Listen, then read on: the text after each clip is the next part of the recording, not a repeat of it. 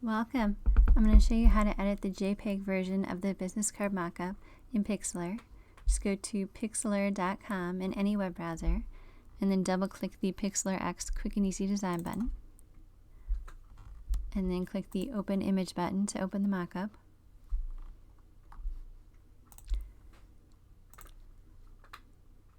It'll ask us if we want to size it down. We don't really want to do that, so I'll just click Original and then click Apply.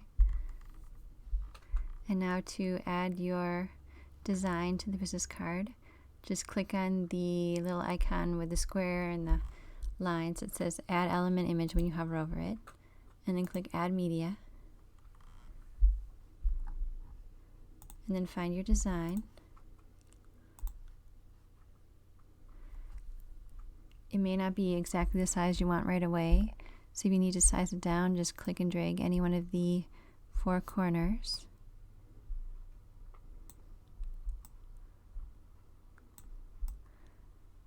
And if your design happens to have a white background instead of a transparent background, you can click the little three-dot icon in the Layers panel in the image with your design, and that's going to open up the layer menu. And under blend mode, you can change none to multiply, and that'll knock out the bright white and allow the off-white color to show through to make it look a little more natural. And we'll click the X to close the layer menu. And that's all there is to adding your design to the JPG version of the business card mockup in Pixlr. It's that easy. And when you're ready, you can just click the Save button to save it. If you're going to be using this as a thumbnail online, you want to save a version as a JPG.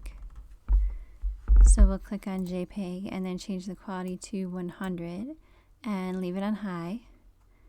And then just click Save As to save it on your computer.